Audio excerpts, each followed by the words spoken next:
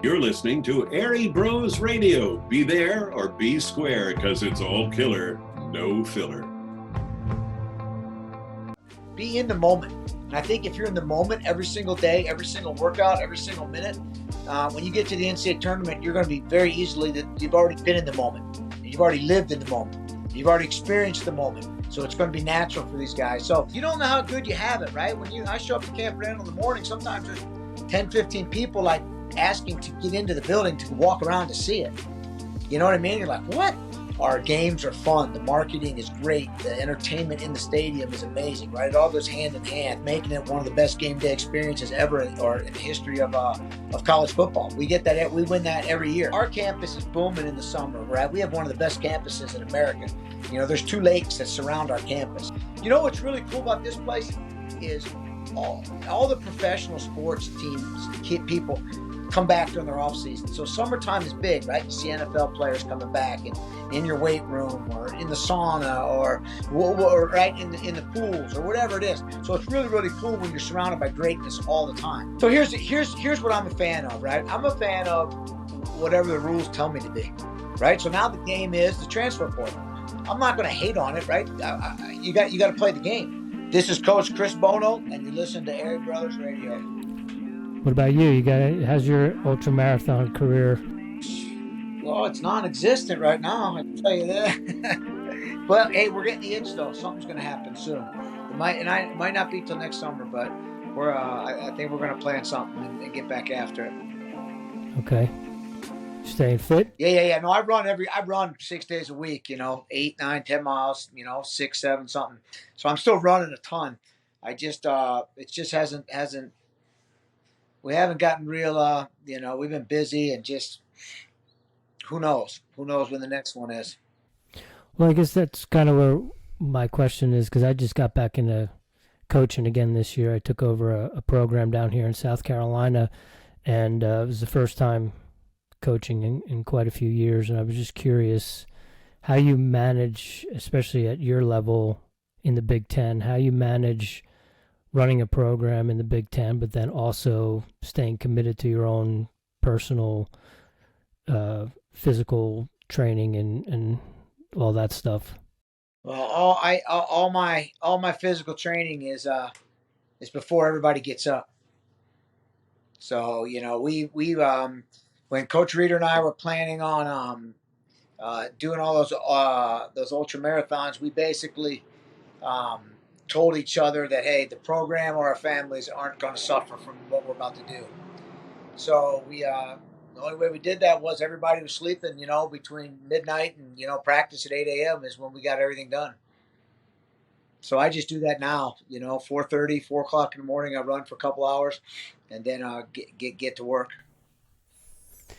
Coach, you say that like it's secondhand, no problem. That's when I work out, right? And I'm kind of at that place in my life where my morning schedule, my routine is pretty solid. But when I was a younger man, the discipline wasn't there as much. Now, as I get older, I kind of realize how important that is, and there's more discipline there. Kind of talking to your maturity in having that discipline to do that stuff, that's the time when you work out. It's so what? It's at 4:30. It's not a big deal. How do you maybe talk to your athletes about that, about having that discipline, about developing that practice of waking up that early? You know what, man? Anything that's important to you, you'll do anything to get it done. And for me, working out, if I don't do it at 4:30, it's probably not getting done. And then number one, I don't feel good. Number two, physically I don't feel good, right? I'm tired, I'm this and that. Mentally, I feel like I failed for the day because what? I got to sleep an extra hour, and once I understood that sleeping in for another hour, another half hour was not that important, right? Life changed for me because I get a lot done before, the start of the day, what people consider the start of the day. So it's hard telling 18 to 23-year-olders to getting up a little earlier is easy because they like to play those video games to 2, 3 in the morning and things like that. But anything that's important to you is worth getting up early and getting it done for sure. Is that something that's always been in your DNA as an athlete, or is that something that has developed and matured as you've matured and become a a husband and a father and a Division I coach? I lived 45 minutes away from my high school. So for me, I remember that we would lift weights. It would start at 6 o'clock a.m. So I was always having to get up really early, and leaving the house by 5 to get there by 6 to lift. And my coach and I still joke about this. My high school coach and we can count 4 times from when I was a seventh grader till I was at high school till I graduated. 4 times that we'd drive in there, we'd get ready to get to work, and he would look at me and I'd look at him and be like, I think we just need to take a nap right now.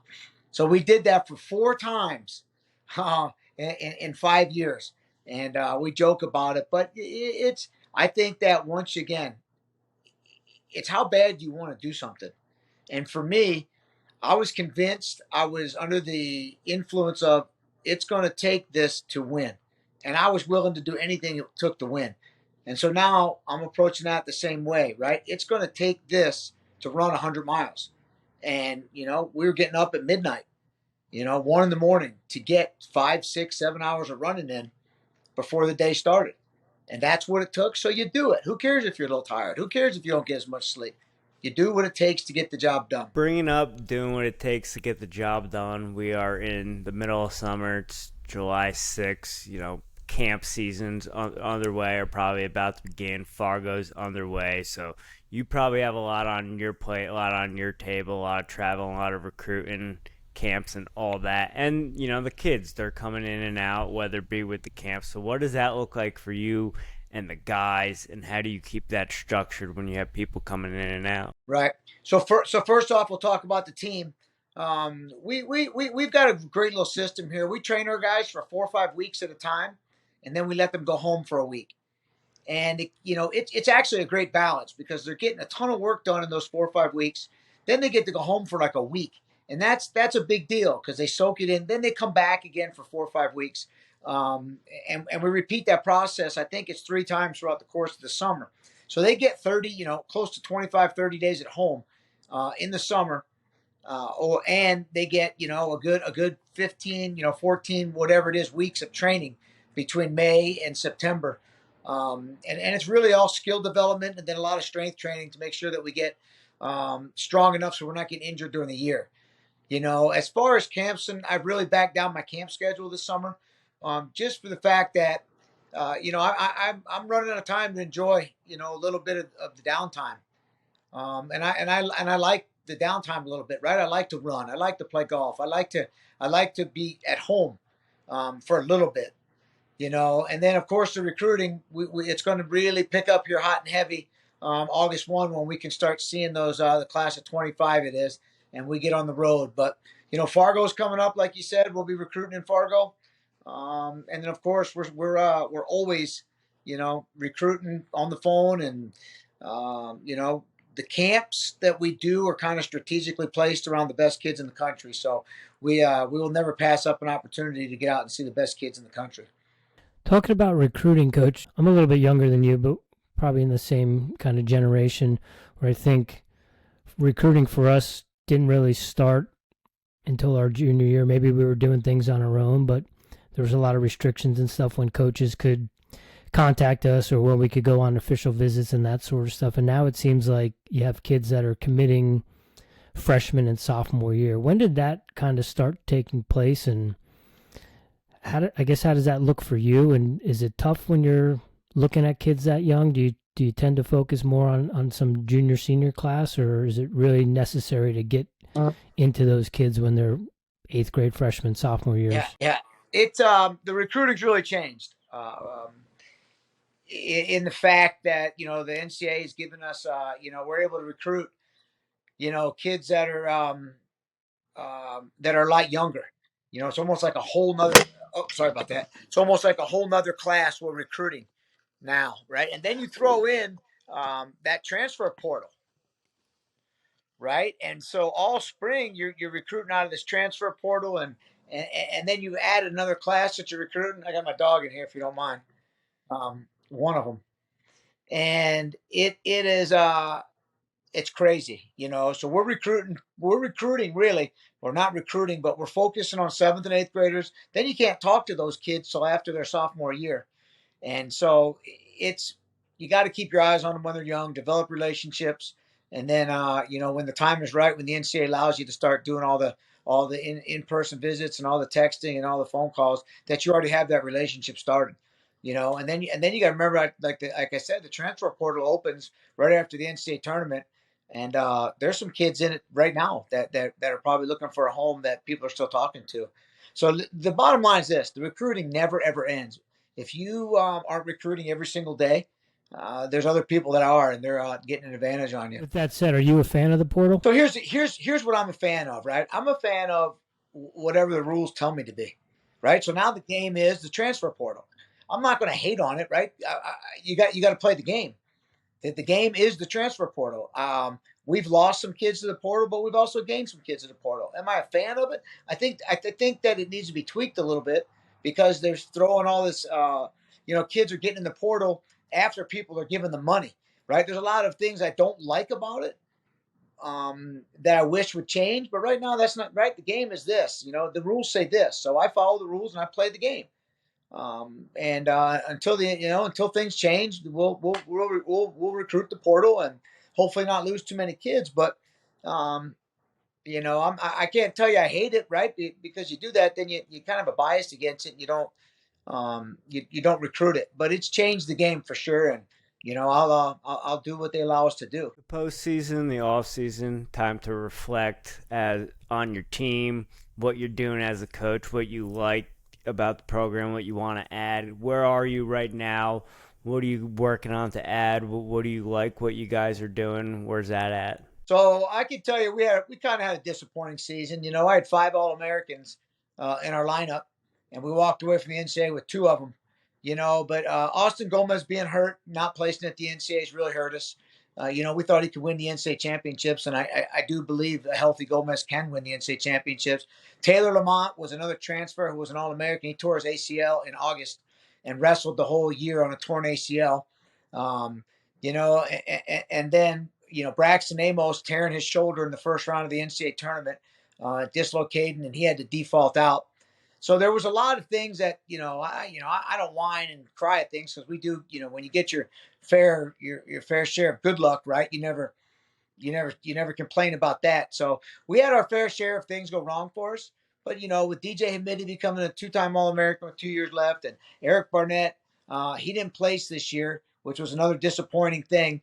But he had a pretty good year. And then Trent Hilger becoming the first 4-time All-American in Badger history as a heavyweight was great for the program. So what I'm saying is we had a squad that could have 5-6 All-Americans at the NCAA tournament. We didn't do it for one reason or another. So it was a disappointing year for us in that aspect. And then as far as this year, I'm really excited about the team we have. Obviously, Gomez gave up his senior year. He's not going to wrestle in college this year. But we do have, with Hamidi and Barnett leading the way, we have a bunch of guys in there that have not become All-Americans yet that are hungry. A couple of transfers that are hungry, that are coming back home, that they went away from Wisconsin, the state of Wisconsin after high school, that are coming back home, have something to prove.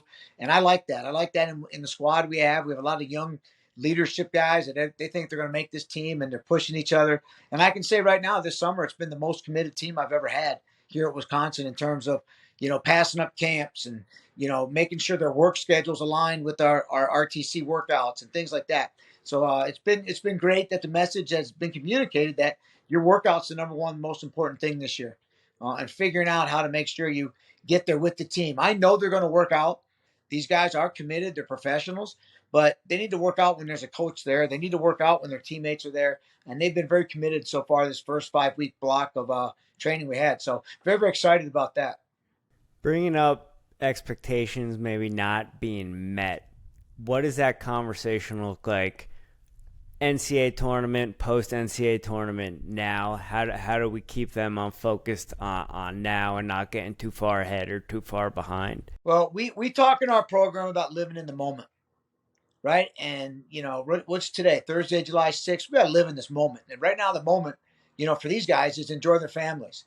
And then when we get back July 10th, right? We got to be in that moment. So when we start talking about expectations, I don't bring up the NCAA tournament. I know how bad it hurt Eric Barnett by not being an All-American, right? And I know that, but we live in that moment on Monday. We're gonna work on getting off the bottom. Be in the moment. And I think if you're in the moment every single day, every single workout, every single minute, when you get to the NCAA tournament, you're going to be very easily that you've already been in the moment, and you've already lived in the moment, you've already experienced the moment. So it's going to be natural for these guys. So we try not to harp on what happened, but we know if you get what if you get what I'm saying. Everything is positive, and being in the moment is how we kind of run this program. Got your dogs over there knocking down your phone, I Coach? know it's the phone's buzzing and they're jumping. I apologize. It's all good. I'm enjoying the sunroom view from Wisconsin. I'm gonna assume this is I'm getting some lunch. I'm enjoying the sunroom, and we'll head back to the office after this podcast. So, Rich, I'm sorry to hog up all the questions here. No, you're Coach, good. you bring up another good point though about being in the moment. Do you have any practices or anything that you do with the team so they can help be in the moment as much as? Absolutely, man. We have one of the best programs at the university. We have a mindset, sports performance type person who works with our guys full time. We're one of the only schools in the country that have this type of position. It's a mental trainess, it's a mental awareness, and it is amazing because that's what he teaches. He has breathing exercises. He has exercises that can bring you into the moment, and our guys utilize it. We utilize it. It's a as they're going through their warm up. We have our mental coach in there talking to them through the warm up. What are you thinking about the cool down? About you want to be tired and go home, right? Or you should be thinking about executing. Or where's your mind? What are you telling yourself? If something bad goes in your ear, you got to get it out the other ear. And you are aware of making sure that you control your thoughts. No one else is controlling them for you. You control your thoughts and what goes. You are responsible for what you're thinking. And right, live in the moment. Don't think about what's going on in 3 minutes. Don't think about, are we doing another drill? Be happy that you're in the moment. Be grateful that you're in this room. And again, be in that moment. Yeah, that's such a huge thing. I know I coach cross country and track as well too, and the kids are always, how many more? And I always say one more to the next one. That's right. That's a good thing. I like that. Focus on this one. And so I'm curious with the mindset and all that stuff. Is that something that like you and Coach Reeder are working with this gentleman as well too to see? So we meet with him once a week as a staff as well, and this guy's amazing. He works with SWAT teams. He works with professional football teams, all kinds of different people. And the FBI, and he just had a big seminar on campus where we had, 75 people from all over the state, I believe, came in to listen to this presentation. And it's not your typical fear failure. It's not your psychology side of it. It is straight, mindset. It's boosted the way we think, the way we treat our guys, the way we coach our guys, because we know what he's telling them as well. And, it's not these days now, it's not just get tough, right? These days aren't just do another one, right? There's got to be purpose. There's got to be meaning. There's got to be passion. There's got to be thoughtfulness, and then he's all backed by science and he's backed by research. And it's absolutely an amazing thing. And I'm glad that we're one of the only schools that have it. It's fascinating how, especially on the wrestling side of things, since 20 years ago, how much it's come from that kind of do more, go through the wall as opposed to like, hey, can we go around it? Can we go over it? Can we go under it? Which one's going to be more efficient?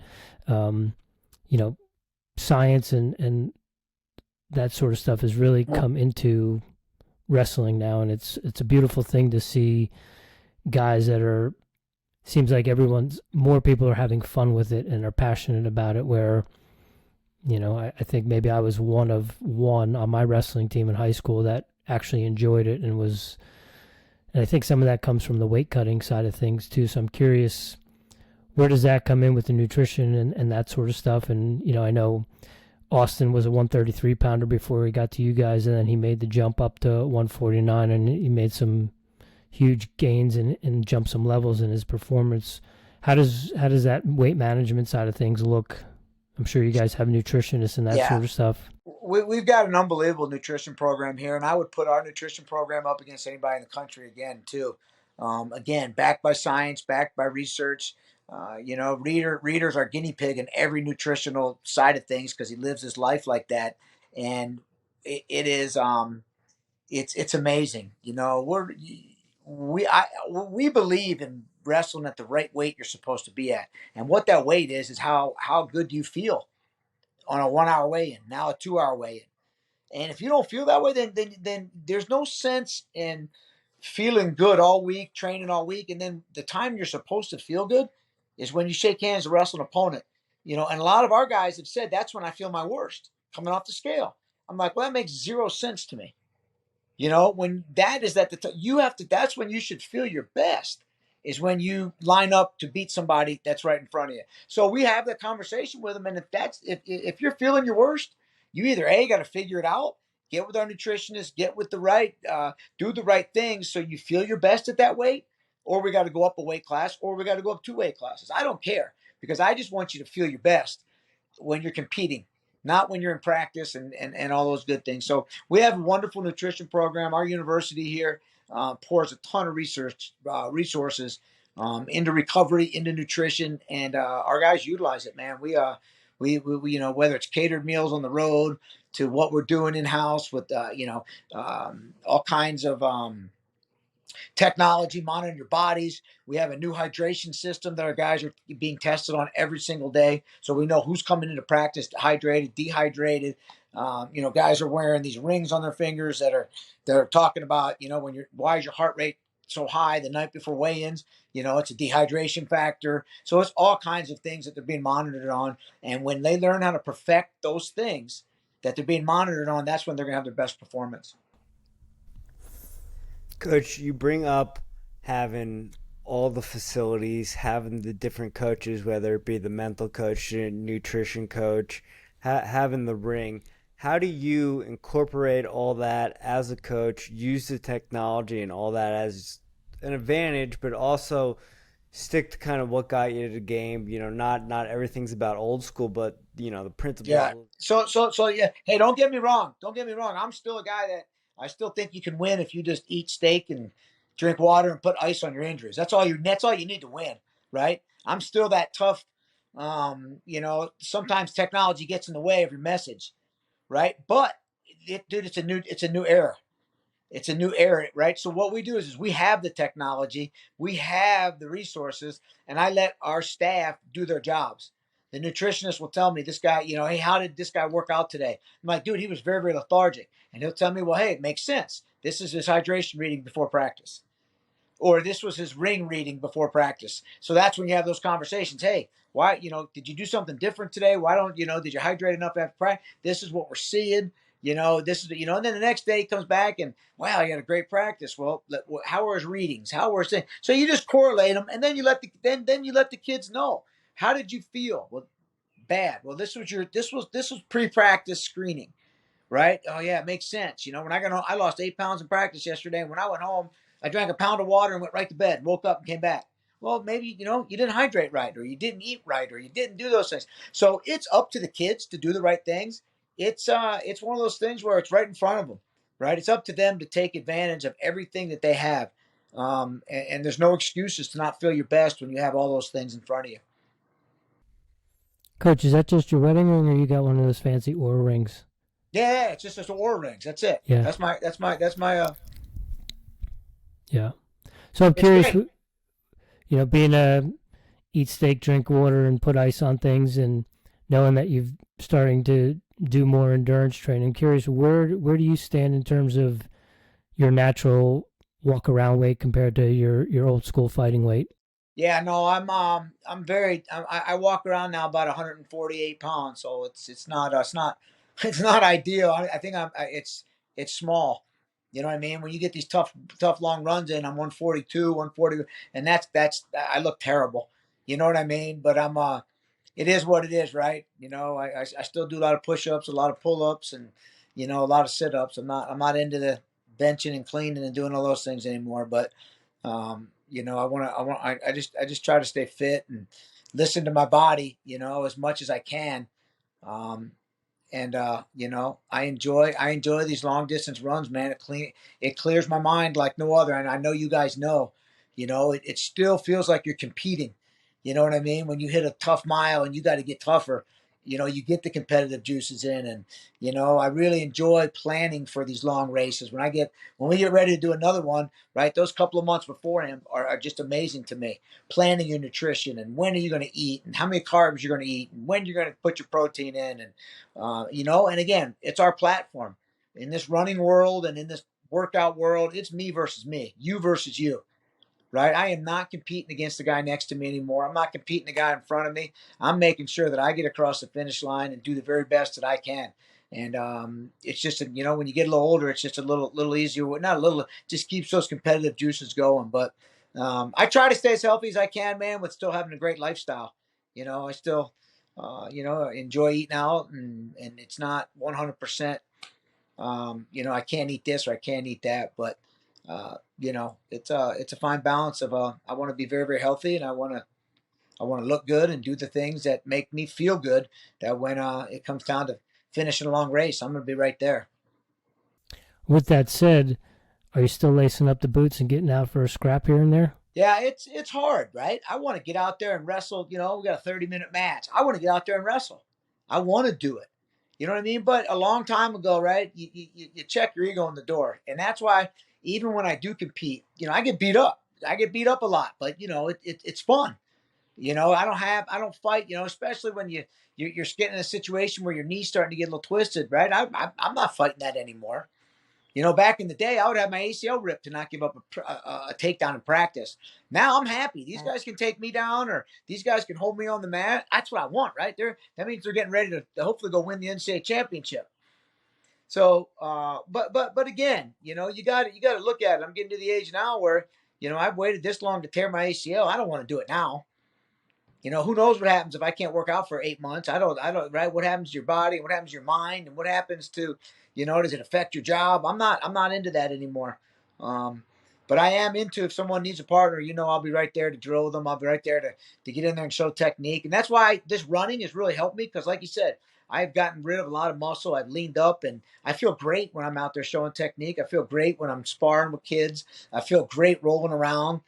Drilling and showing technique, and I'm on the mat every day, right? We've got our shoes on doing something.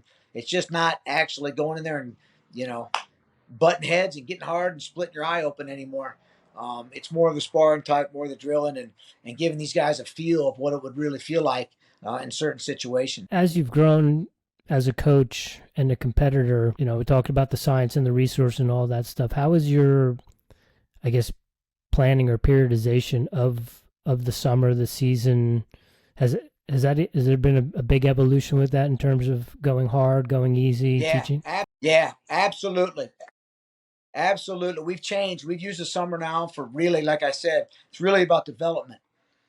This is when you can spend a lot of time on getting better in certain positions. So we break our positions down, right? Right now we're going weekly. The RTC's on the mat Monday, Tuesday, and Thursday, and then Saturday mornings. And really what is happening is we've got our team weaknesses, and we're really going over those. And one day is completely technique. One day is showing and answering questions and really going through the finer points of that technique. Then the next day we're coming in and those guys are drilling that technique, right? And then they have a lot of questions and they have a lot of feel. And then kind of towards the end of that workout, we start trying to make that technique their own. Right? How are you going to make this technique your own? What kind of setup? What kind of this? And then on that last day will be more of a, a spar. Let this guy give you how are you going to get different feels and how are you going to figure that out? So it's become that almost zero live wrestling in the summer. Well, right now in this period, right? But our room is so crazy. We have guys training for different tournaments. We have guys, coming off injury. We have guys that are just drilling. So you got it. You any day in that room, there could be live wrestling going on in this corner, all technique in this corner, rehab in this corner, right? So it's crazy. The guys that are training are training. They're wrestling, but the guys that are just getting ready for their college season, it's all development, working in their areas individually and getting people better technically for sure. Speaking of the development and working on technique, is it you and Coach Reeder doing research and seeing what's hot and what's trending as far as technique? And is it what problems the guys are having with? Is it a little bit of both? It's exactly both, right? Because what happens is if, we say there's a team issue, right? Maybe finishing single legs, but there's probably 70% of the team can finish their single legs.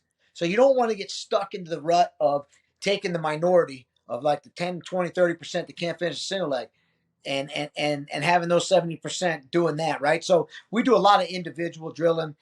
Each coach kind of gets individually with some guys to work on their weaknesses. And then when we do that, that's a long process of here's an hour of working on just your weakness, getting your legs back.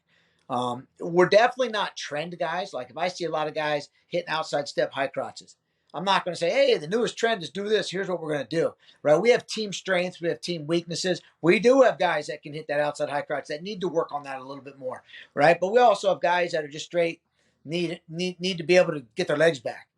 And so it's very, our program is very, very individualized in individual needs.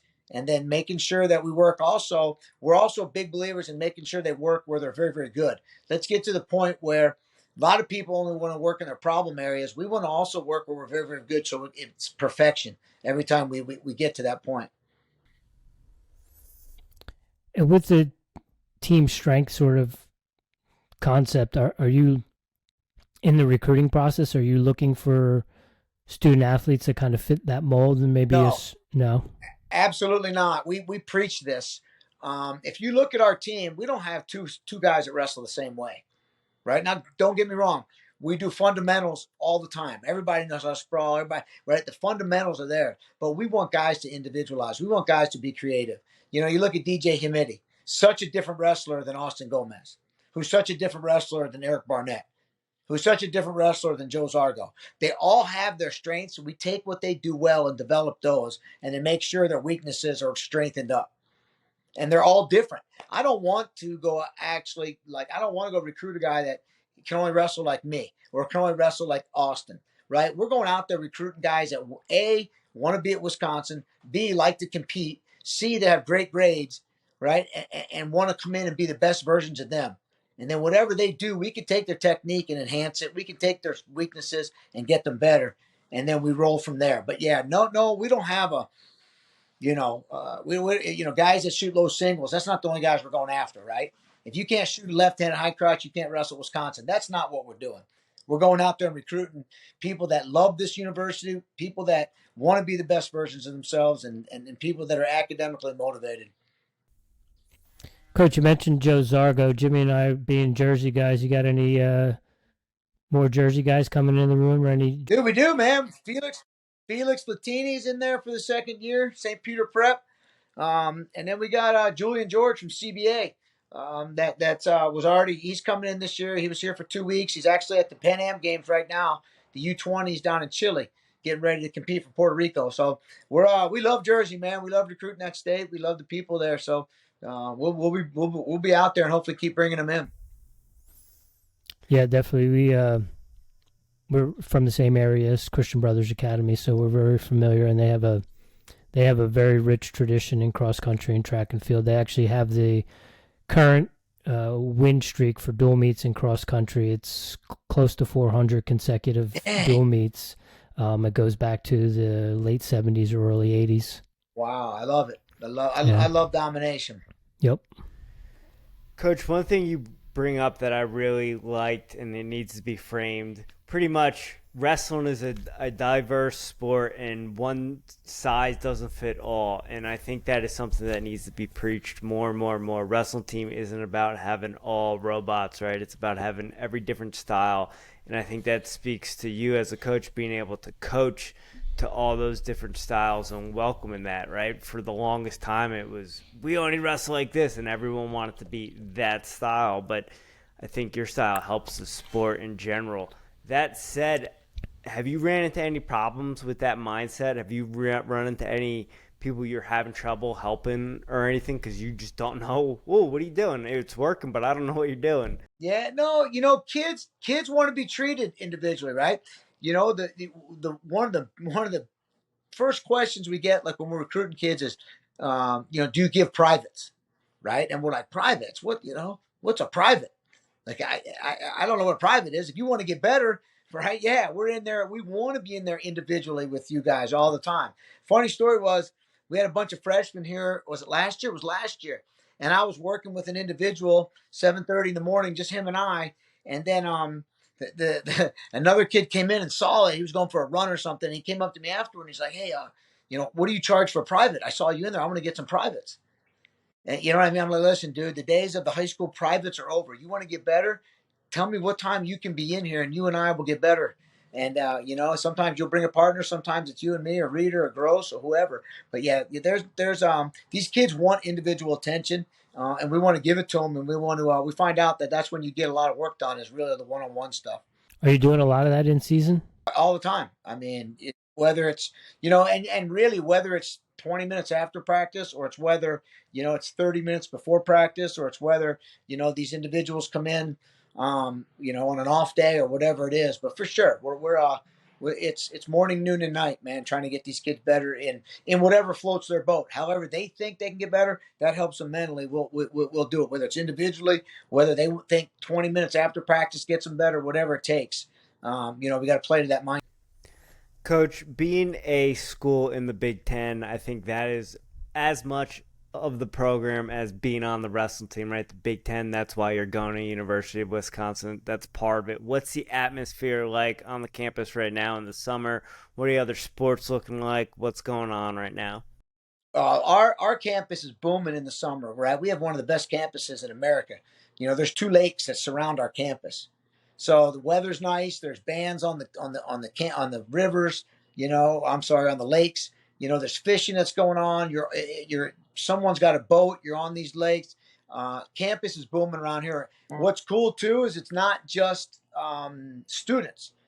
People like my wife and I go down to the spot on campus on the lake and have a nice salad, and a piece of pizza, and watch the sunset. And there's a couple hundred people down there. So it's very, very cool here. It's an outdoor campus. And it's booming all the time in the summer. These people here take advantage of the great weather we have in the spring and the summer. As far as other sports here, what's really cool about this place is all the professional sports teams, people come back during their off season. So summertime is big, right? You see NFL players coming back and in your weight room or in the sauna or right in the pools or whatever it is. So it's really, really cool when you're surrounded by greatness all the time. And that's what I love. You go down there on a Sunday for, a little recovery. There's a couple of NHL hockey players are back, in the recovery center with you and things like that. So it's a very, very cool little dynamic on campus as well as it is, around campus with the lakes and things like that. Bringing up the campus being part of the town and people who, don't go to school, older people kind of go around that area to hang out. What's that like for you? Being able to work there, and that's also, the place. It's an awesome place to be, awesome place to hang out. It's just not a paycheck. Yeah, no, it's a great place, right? And you don't know how good you have it, right? When I show up to Camp Randall in the morning, sometimes there's 10, 15 people like asking to get into the building to walk around to see it. You know what I mean? You're like, what? Like these are people that have never been inside the stadium that think that they can get in there and go look at the things and be a part of how great it is. So it is cool, right? A lot of the things that happen in this town really revolve around what's going on campus. And then in the summer, right, there's not too many sports going on. Everything kind of is still campus oriented, but in a different part. It's on the lakes and very, very cool, right? Yeah, you're just not checking in and checking out. We love Madison, and there's just so much to do. From restaurants to bands to really anything you want. We've got great comedy clubs, all kinds of great things to do. And then, of course, anything outdoors. There's something going on outdoors here all the time. Mentioning the lakes, Coach, you got a boat? You got a stand-up paddleboard? Are you getting out there taking that stuff in? Dude, I got nothing but my 2 arms and my 2 legs. Put your face down and and get after it. Right, that's all I got. Now I do have some buddies with some boats, but there's nothing better than putting your face in the water and surviving is what I call it. I don't want to call it swimming; we call it surviving around here. Yeah, no doubt. You mentioned you do a little bit of fishing. You ever been fly fishing? So I have not been. Remember, I'm from Florida. I did a lot of deep sea fishing. I have never done fly fishing. I don't have the patience to sit on a lake and try to catch a bass. I want the action. I want to go out, the 30 miles off the coach and try to catch some big fish. You mentioned growing up in Florida, wrestling in Florida. Seems now that I'm down here in South Carolina that wrestling in the South is becoming a thing. What was growing up wrestling in Florida like for you, and knowing that the South is kind of on the rise in states like Georgia and Florida and Tennessee? Are you recruiting down in this area at all? It was bad when I grew up, right? It was the big joke when I was growing up was there's 3 sports in Florida. There's high school football, college football, and pro football. And that was it. And that was all we did. And, it was really 3 months a year. Wrestle 3 months a year. You win state championship. And then it's just you and coach in the wrestling room getting ready for cadet nationals and all that. There's nobody around. There is no such thing. So I love it now that you could go into Florida and get a top kid, a top nationally ranked kid, and they're winning national championships, and at the college level they're becoming All-Americans, and the clubs are sprouting out all over it. So it makes me feel good that the South is getting some wrestling, and it's become important. And we're just lucky that some coaches are moving down there that know what they're doing and opening clubs, and it's very nice that you can see your home state starting to get some good kids. And the next thing we need now is some Division I programs down there. Yeah. I mean, you were definitely an anomaly in the early '90s, coming from Florida, being a top level Division I wrestler. If you, man, I really, it's a great question. I mean, who wouldn't want to go to Miami, right? I figure, but also, Florida State is a great place. Florida is a great place. Central Florida's had a history of D2 wrestling that was very, very good, and that's right in Orlando. It's selfishly, I'd like to see something in Tampa or Fort Myers. That's kind of the really, really beautiful spots of Florida. But I anything, my hometown, Jacksonville University, would be nice to get one. University of North Florida. But it is what it is, right? I wouldn't care if we got one of them down there and then we just built off it for sure. The easiest point of entry would probably be an ACC school, considering that the ACC has wrestling and it's becoming more and more competitive in the ACC. I think that would be... Yeah. There's no reason why Miami and Florida State really shouldn't have them, with the ACC sponsoring wrestling. You're exactly right. Yeah. Coach, knowing the business side of wrestling a little bit more and knowing that, what do you think is easier to do? Is it easier to build a program that maybe isn't at a big school, or would it be easier to build at a school with a good football team that has a lot of money and stuff behind it, and you're going to get the kids to go there for that? Yeah, dude, that's a really good question. We when I was at South Dakota State, we did a really good job of building the program, and had a lot of people backing us. Right, it wasn't really a big Division I football program. At Wisconsin, right, it's just a whole different deal. It's just a different way of raising money. It's a different way of building the program. So it's two. I would tell you, it's absolutely 2 different models of how to do it. And if you come into Wisconsin and fight, like you're big time and football isn't, you're going to lose every time. Right? You know what I mean? That's the kind of ego that coaches just need to throw out the door. We love the fact that football supports our athletic department, right? We know that. I know football is it, and I don't compare wrestling to football. You know what I mean? We know our place here, and we're lucky that the university gives us an insane amount of resources to go try and be national champions, and we're grateful for it all. Right? But you get these people that are like, oh, football gets this and football gets that. Well, we all saw during COVID, when there's no football season, what happens to the finances. So I think it's just a different way of going about it. But, we wrestling is lucky, especially in a big place. And we're lucky that, football does well here at Wisconsin. And, we don't fight that. We embrace it. Plus we love our new football coach here who loves wrestling. And, we want to see our football teams, as well as all of our teams, go win national championships. And, if we win national championships, everybody wins. And that's kind of the way it works. Speaking of embracing football, I would imagine fall is a good time for recruiting, and that's got to be a a good recruiting tool to take a recruit to a Wisconsin football game, see what campus is like on a Saturday. Yeah, it's insane.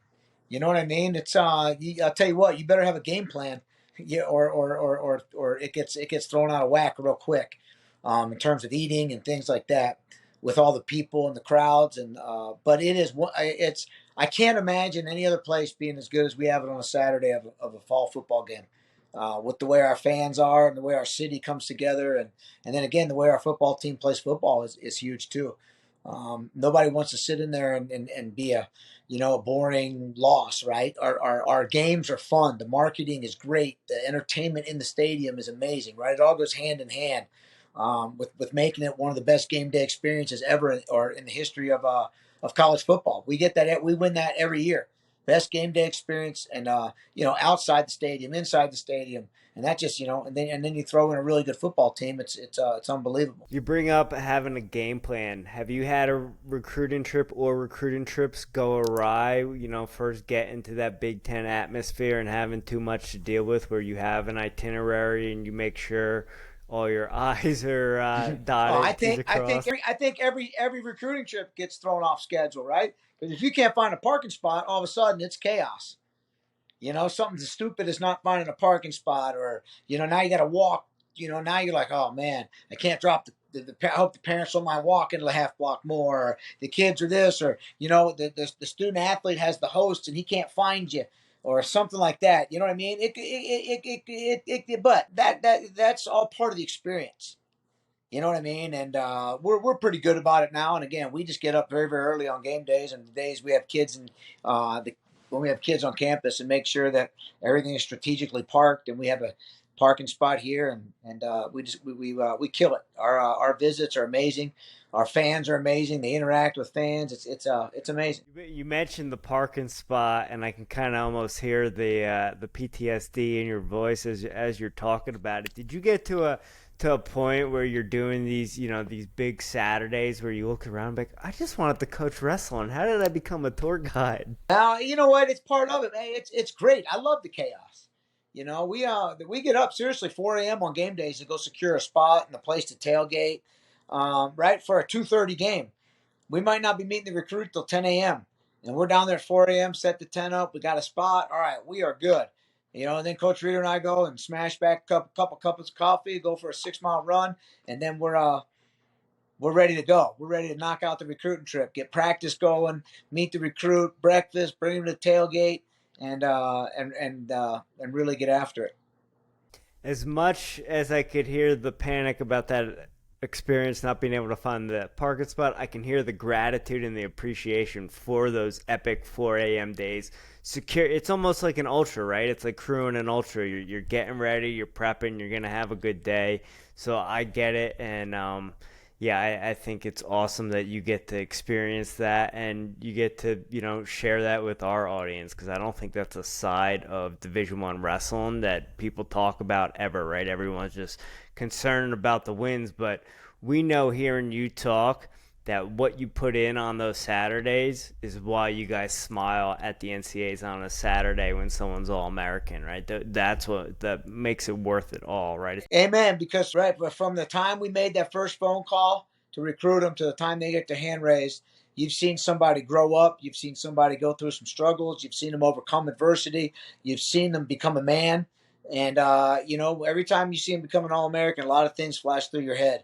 That maybe he got hurt and came back from an injury, but a lot of things, 90% of the time, it's not a perfect ride from the first phone call you make till the time they become an All-American. But usually they are better people for it, as well as, the coaching staff.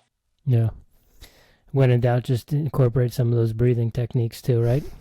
That's right. That's right. Coach, changing gears a little bit here, a couple quick questions before we get down into our rapid fire. There are some new rules that came about in the spring. I was curious to get your thoughts on some of those. I know you said earlier that the rules are what the rules are, and you're going to play by those rules and be happy with those rules. But I was just curious, what are your thoughts on the 3-point takedown? Right. Well, I'm on the rules committee, just to let you know. So we came up with those rules. that room of us. And, I like it, right? Or I wouldn't have voted for it and passed it and then, came up with it. I like it. I like change. Let's see what happens, right? It's a 2-year trial process. We don't like it, we'll change it back, right? But what's it going to hurt? That's what we said. What's it going to hurt? The traditionalists, the people that want to yell too, the people that, think that now all you're going to do is try to take down people are wrong, right? You still turn someone over and pin them, the match is over. And I'm excited. I think we're going to see more majors. I think we're going to see more techs. I think you're going to see higher scoring matches. And I'm very excited. I just, if we just got to have some open-minded people, and we got to go out there and get after it and wrestle a little more and, wrestle a little harder and score more points. That's the name of the game. You mentioned being on the committee, and the new rules that came about.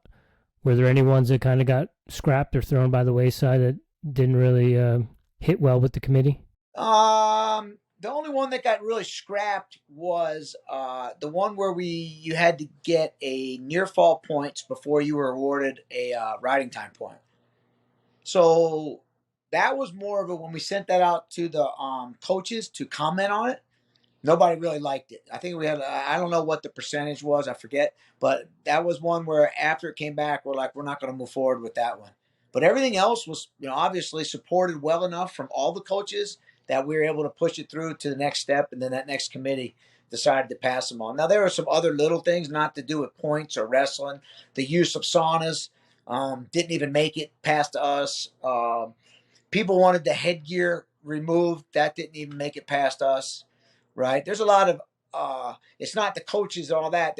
You've got to get through safeguards committee. You've got to get through other things to be able to pass that. And basically our advisors were like, you're never getting headgear removed. Don't even fight that battle. We've tried every year and they shoot it down every year. Let's skip it this year and see what happens, And with that said, do you ever see a point in time where freestyle is this style for collegiate wrestling? I don't. I just think our style is too successful. Look at the NCAA tournament. Why would we change anything?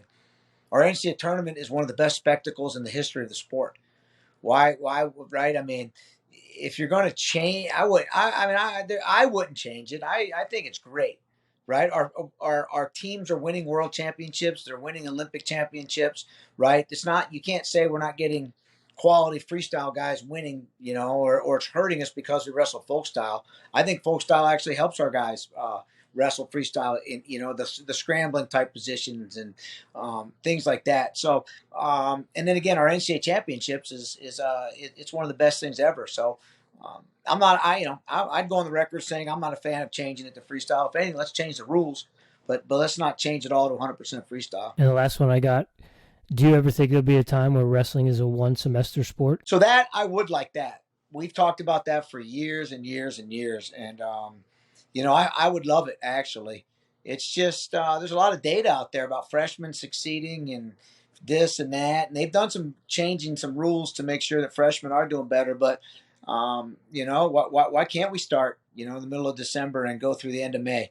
I think that'd be amazing. Let's get away from the Final Four in basketball. Let our championships be held on its own. But there's a lot of things to that, right? You got the world team, the world trials for all these different age groups are in April. You know what I mean? The world championships are in September. So there'd be a lot of things that have to change, but I think it would help kids academically succeed a little more as well if we went to a one semester sport. And I think also these kids would actually get a little bit of a break. Thanksgiving, they can enjoy the holiday. Christmas, they can enjoy the holiday, and things like that. Right now, there is no Thanksgiving. There really is no Christmas. There is no spring break. Everything that is a little bit to enjoy right now is in the middle of wrestling season. Yeah, I find that's one of my biggest struggles was having practices over Thanksgiving and Christmas and having to deal with, oh, I'm going here, or hey, I'm going this place. And it's like, well, we have a tournament on this day and then another one on this day. Right? But in high school, kids can't control that. Mom and dad control that. Absolutely. And that's the sad side of it. Yeah. Yeah, I agree with you 100%, Coach. I feel like that makes wrestling harder than it needs to be. And having that semester just to focus on wrestling, get away from the NCAA tournament, maybe do it a little bit later, I think that's only going to help the sport. So we'll see. So, Coach, you know the drill. We got some rapid-fire questions for you. Rich, if you have any wrestling ones, throw them in. I'm going to go with the standard to start off. Coach, Yeah, let's go with the standard. are you a coffee drinker? Yes. How do you brew your coffee? How do you take it? I got a Keurig at home, and I take it with just a little bit of cream. Any using milk, using dairy alternative, fat, No, butter? no. Just I that's how I get some of my fat in my diet. A little bit of cream. All right. Full fat, heavy whipping cream? No. Oh, okay. No. Okay. Not that bad. You should try it. Yeah, we're that bad over here, Coach. We're that bad. Yeah. Coach, do you have any daily practices or ritual that you do on a regular basis to show up as the strongest version of Chris Bono? Yeah, man. I get up, I have coffee, I walk my dogs, and then I go work out. And you mentioned 4 a.m. or 4:30 several times on this podcast, so I'm just curious, what's your bedtime? My bedtime is between 8:45 and whenever the day is over. Good answer. When did that become a thing? Then you started noticing that you were going to bed like 8:30ish, or trying your best to. Yeah, when I started getting up that early. I mean, it's been years, and I don't know. We started getting up early way back in the day. Really when I started selling medical devices way back in the day, and I had to be in surgeries at 6:00, and my workouts were at 3:30, and so I had to start going to bed a lot earlier. And then I got back into wrestling. I'm like, well, might as well treat it the same way and get up early and get everything done before everybody's awake. Coach, what are you listening to right now? Music, podcasts, audiobooks? Are you reading anything? So I am right now into Zach Bryan. I'm going to a Zach Bryan concert tomorrow night with my daughter, so I am getting all caught up on all the songs and make sure I know every one of them on the playlist. Right on. Coach, last one we got for you. Do you have any guilty pleasures? Yeah, I got a lot of them. Lay it on us. I mean, I got a lot of them, right? What if that? I think that's why I work so hard, right? You gotta have some guilty pleasures, and some of them are. I mean, I like to relax. I like to be. I mean, it's a guilty pleasure laying by a pool, Yep. right? I enjoy that. I love golfing. I could golf. I could golf 24 hours a day, 7 days a week. That's one of my relaxations. I love to golf. And then I love to do anything by the water. I grew up on the beach. I love to do anything by the water. But being outside with a cup of coffee in my hand is probably the guilty, very, very guilty pleasure. I could drink coffee 24/7 too and sit outside the sunrise and the sunset and whatever it is. So I really enjoy the warmth. I'm a warm weather guy, And then my other guilty pleasure is a big fat steak. That's with some Brussels sprouts. That's what I love. Excellent. How do you like your steak? I like it medium.